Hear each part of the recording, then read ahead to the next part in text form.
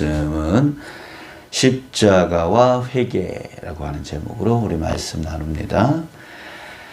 자, 우리는 어제 가룟 유다의 어리석음에 대해서 우리 함께 말씀을 나눴습니다. 그의 어리석음이 많았죠. 자기 생각에서 벗어나지를 못했고요. 또 예수님을 배반했고 또 예수님을 돈 주고 팔았습니다. 자, 그러나 그의 가장 큰 어리석음은 그 죄책감 때문에 스스로 자신을 죽인 일이었습니다. 왜 이런 어리석은 짓을 하는 걸까요? 예수님을 몰랐기 때문입니다. 예수님을 몰라서요. 예수님이 이 세상에 누구를 위해서 오셨고 또 무엇을 위해서 오셨는지 몰랐습니다. 예수님에 대한 그 무지, 알지 못하는 것 때문에 그 무지가 바로 그를 어리석게 만들었던 거죠. 어리석은 행동을 하게 만들었던 것이죠. 만약 가룟 유다가 예수님을 잘 알았다면 결코 그는 자기 스스로 목숨을 버리는 일은 하지 않았을 거예요. 오히려 베드로처럼 이전보다 더 큰 일들을 감당해 나가는 큰 제자가 되었을 것입니다. 호세아서 6장 3절에 보면은 호세아 선지자가 백성들에게 목 놓아 외치고 있습니다. 그러므로 우리가 여호와를 알자. 힘써 여호와를 알자. 여호와를 알자라고 그렇게 힘써 외치고 있었어요. 자, 그러면서 그의 나타나심은 새벽 빛같이 어김없나니 비와 같이 땅을 적시는 늦은 비와 같이 우리에게 임하시리라 라고 말을 했습니다. 자, 무슨 말이냐면 하나님은 새벽빛, 이 새벽빛은 어김없이 오잖아요. 아무리 밤에 칠흑 같은 어두움 속에 있더라도 반드시 새벽빛은 오게 되어집니다. 그런 것처럼 하나님은 반드시 우리한테 온다는 거죠. 자, 그리고 늦은 비가 오면 이 늦은 비는 이 메마른 그 땅에 마지막 그 곡식들이 그 물을 먹고 열매를 맺을 수 있는 비가 바로 늦은 비라고 하는 건데요. 이 늦은 비가 오면은 그 열매가 풍성해진다는 거죠. 자, 그런 것처럼 반드시 오시는 그 하나님으로 인해서 반드시 풍요로운 열매를 맺게 될 것이다. 자, 이런 뜻이에요.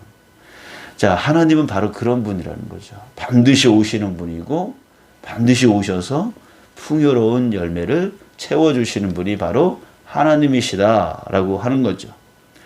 자, 그렇기 때문에 그런 하나님이 오시면 어떤 어려움 속에서도 걱정할 필요가 없고 두려울 필요가 없는 거 아니겠어요?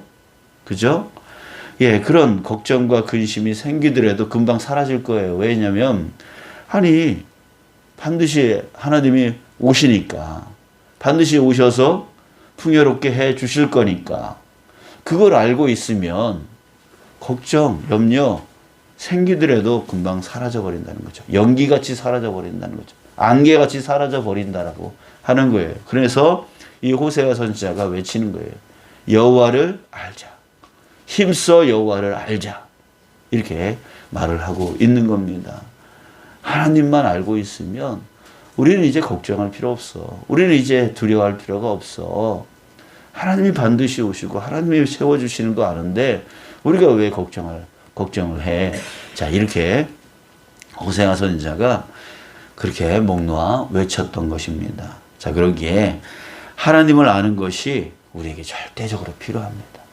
여기서 안다라고 하는 것은 그냥 머리로 하나님이 계시지 그런 거 아니고 여기서 안다라고 하는 것은 경험하여 알다는 거예요. 하나님을 체험하여 알다라는 거죠. 그래서 확신을 가지는 그런 것을 말을 합니다. 그래서 우리는 끊임없이 우리 삶 가운데 하나님을 체험하는 거예요. 하나님을 체험하려면 편안 가운데서는 하나님을 체험할 수가 없어요. 고난이 필요해요. 그래서 그 고난을 통해서 하나님을 부르짖고 그 부르짖음 통해서 하나님을 체험하는 거죠. 그래서 하나님이 계시는구나. 하나님이 나와 함께 계시는구나. 하나님이 나 도와주시는구나. 예, 그런 거예요. 우리 예전에 우리 김옥선 권사님이 나무에서 떨어졌나요? 그래가지고 그런데 멀쩡했던 거예요. 그것 때문에 하나님이 나를 도우셨다고. 그런 은혜를 나눠주신 적이 있습니다. 그렇게 어떤 그 고난 가운데 하나님이 나와 함께 하심을 체험함을 통해서 하나님이 계시는구나. 예, 이것을 알게 되어지는 거예요. 그 체험하여 알게 되어질 때에 우리는 그 이후로 걱정이 사라져 버리는 거예요. 그만큼 걱정이 사라지고 두려움이 사라지는 거예요. 왜? 하나님이 반드시 나와 함께 하시고 하나님이 함께 하시면서 나에게 풍요로운 것을 채워주실 거니까. 그게 확신이 드니까 걱정 염려가 금방 오더라도 안개처럼 사라지는 거예요. 하나님이 보이니까요. 하나님이 그런 분인 것을 아니까요. 자, 만약 예수님의 제자들이 예수님을 잘 알았다면 갈릴리 호수를 지나다가 폭풍을 만났을 때 그들은 그렇게까지 두려워하지 않았을 겁니다. 어차피 예수님이 물을 잔잔하게 해주실 거니까. 예. 어차피 자신들의 목숨을 예수님이 지켜주실 거니까. 그거 잘 알고 있었다면 그들이 그렇게 호들갑을 떨면서 두려워 떨 필요가 없었을 거예요. 자, 그러나 문제는 그들이 몰랐다는 거예요. 예수님이 그런 분인 것을 몰랐다는 거죠. 그러다 보니까 걱정, 두려움이 쌓여서 대혼란 속에 빠져버렸던 거죠. 자, 사랑하는 여러분. 주님이 어떤 분이신지에 대해 잘 들어야 됩니다. 예. 그래서 설교 잘 들어야 되고, 말씀 잘 읽어야 돼요. 주님이 어떤 분이실까?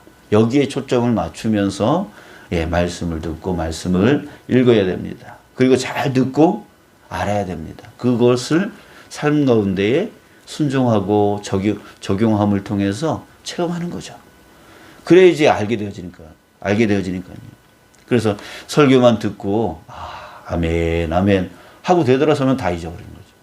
그 말씀을 붙들고 내 삶 속에 순종할 때 진짜 알미 생기는 거예요. 자, 그렇게 아는 만큼 점점 더 평안이 쌓여져 가는 거죠. 믿음이 쌓여져 가는 거죠. 확신이 쌓여져 가는 거죠. 그래서 비바람이 쳐도요, 흔들리지 않게 되어지는 큰 믿음이 되어지는 겁니다. 자, 오늘 본문 내용은 전에 봤었던 내용인데요. 십자가를 짊어지고 가는 예수님의 그 뒤를 여자들이 울면서 따라갔습니다. 온갖 고문과 또 매질, 예, 이것을 당한 예수님은 온몸이 다 피투성이었어요.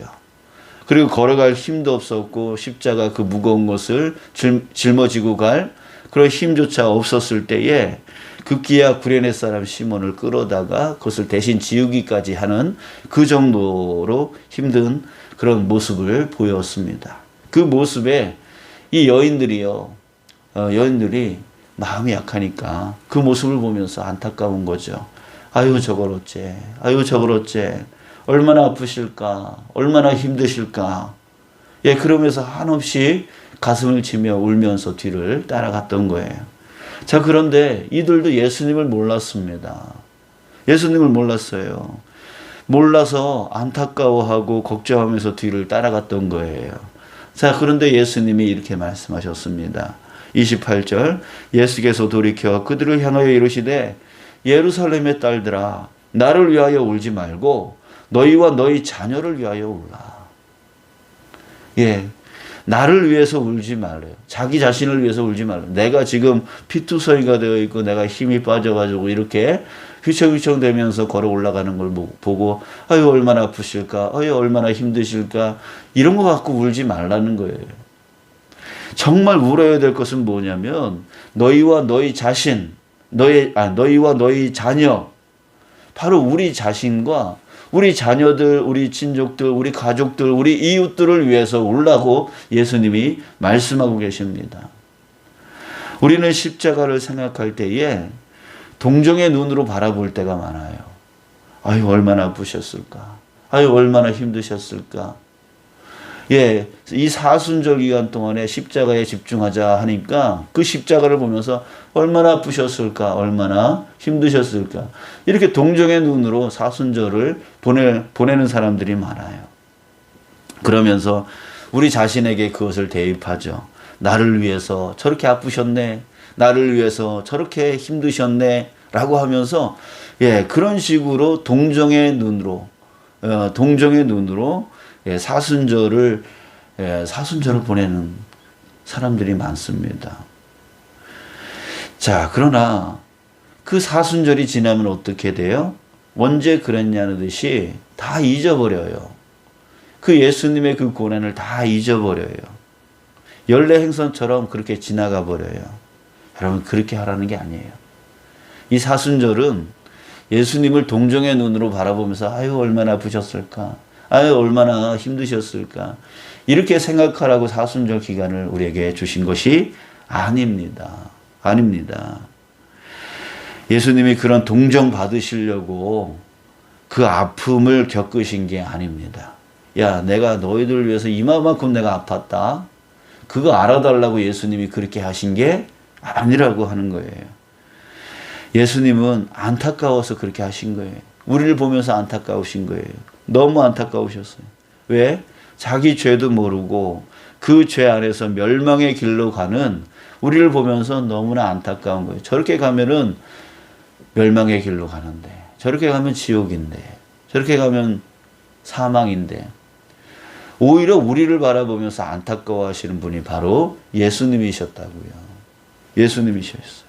그러기에 우리가 이때 정말 해야 될 일이 뭐냐면 예수님이 불쌍하다고 눈물을 흘리는 게 아니라 예수님을 믿는다고 하면서 아직도 세상과 버타고 있는 나 자신, 죄악의 그 습관들을 아직도 버리지 못하고 그 안에서 쾌락을 즐기려고 하고 그 안에서 죄악 가운데 살려고 하고, 그래서 결국은 멸망의 길로 가고 있는 내 모습을 보면서 안타까워하라는 얘기죠. 안타까워하고 회개의 눈물을 흘려야 된다라고 예수님이 말씀하고 계시는 겁니다. 또 예수님을 전혀 알지 못해서 세상 좋다고 살아가는 내 자식들, 내 가족들, 내 친족들, 내 이웃들, 정말 그들을 보면서 가슴을 치면서 그들을 위해서 기도하라고 말씀을 하고 계시는 거예요. 사랑하는 여러분, 여러분들의 자녀들은 안전하십니까? 정말 안전합니까? 정말 천국 갈 수 있어요? 저도 이제 직장 생활을 막 시작한 저희 딸을 보면서 믿음 생활이, 그 직장 일 때문에 믿음 생활이 소홀해지는 걸 안쓰러워하기보다는 그 직장 생활 때문에 피곤해서 이렇게 힘겨워하는 거, 그게 더 안쓰러워지는 그런 마음이 생기더라고요. 그 믿음이 소홀해지는 게 안쓰러워지는 게 아니라 피곤한 모습을 보니까 안쓰러워지더라고요. 그러니까 이제 마음속에 야 피곤하니까 오늘 예배는 네 쉬어라. 이러고 싶은 마음이 들더라고요. 여러분들, 자녀를 사랑하는 부모의 마음입니다. 그런데 여러분, 이런 생각이 듭니다. 정말 그게 정말 자녀를 사랑하는 걸까요? 야, 너 피곤하니까 오늘 예배 쉬어라. 이게 자녀를 진짜 사랑하는 걸까요? 그렇게 하면은 순간 몸의 피로는 풀릴지 모르지만 여러분들, 그 자녀가 영원한 생명을 놓쳐버릴 수 있다는 거예요. 구원을 놓쳐버릴 수 있다는 거예요. 지옥을 갈 수 있다는 얘기예요. 멸망케 만들 수 있다는 얘기예요. 여러분들, 요즘 애완견 때문에 어려움을 당하는 가정이 많은 것 같습니다. 이 강요국이라고 하는 그 개 훈련사가 나오는 TV를 보면 공통적으로요. 어려운 가정, 그 애완견, 개를 키우는 것 때문에 힘겨워하는 그 가정들이 많은 것 같아요. 자, 그런데 공통적으로 그 가정들이 왜 힘겨우냐면 다들 애완견을 사랑한다고 하면서요, 그 애완견의 버릇을 다 망가뜨려 버린 거예요. 그러니까 개도 힘들고 사람도 힘들고 그렇게 힘든 거죠. 여러분, 사랑한다고 다 사랑하는 게 아니에요. 사랑은 무조건 봐준다고 해서 그게 사랑이 아니라고 하는 거예요. 때론 정말 피곤하고 정말 힘들어도 안타까워도 해야 할 것은 하게 하는 게 진짜 사랑인 거죠.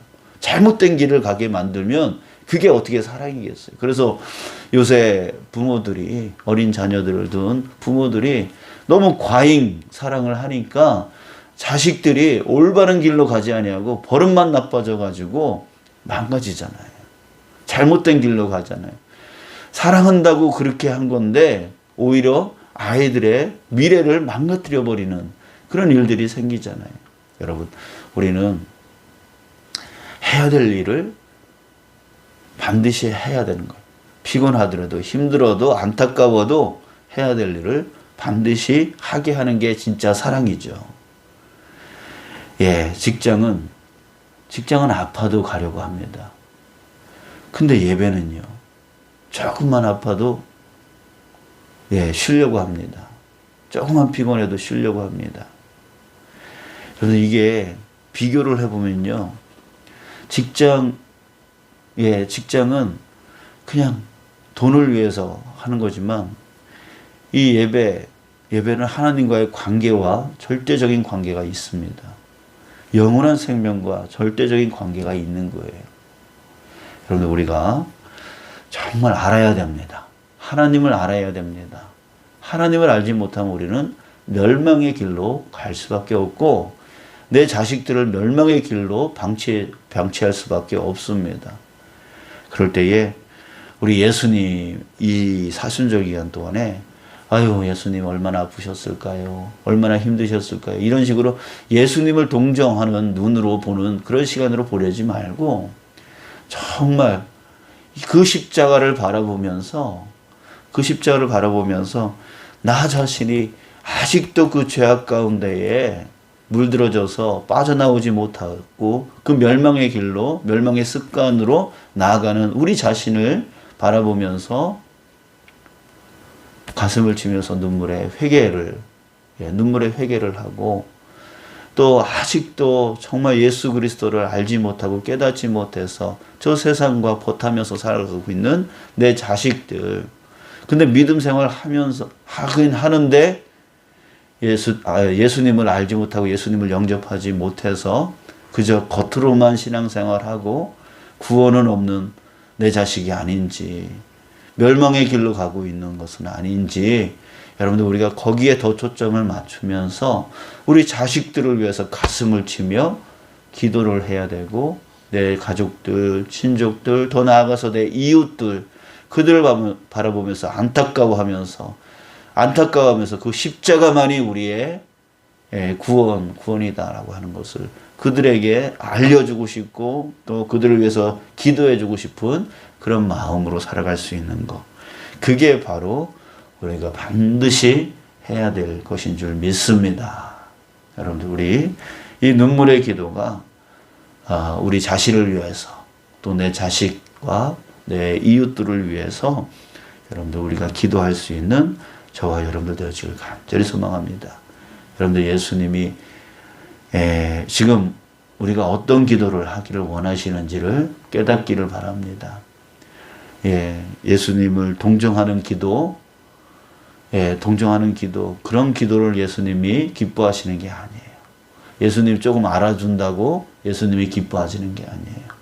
예수님은 우리를 위해서 십자가에 죽으신 거잖아요. 그러니까 우리 자신이 그 죄악 가운데 빨리 빠져나오고 내 자식들이 또 내 가족들이, 내 이웃들이 빨리 구원받아서 그 하나님의 자녀가 되어지는 거, 그걸 위해서 기도할 때 예수님이 정말 내가 십자가에서 잘 죽었구나, 이렇게 생각하실 거라는 거예요.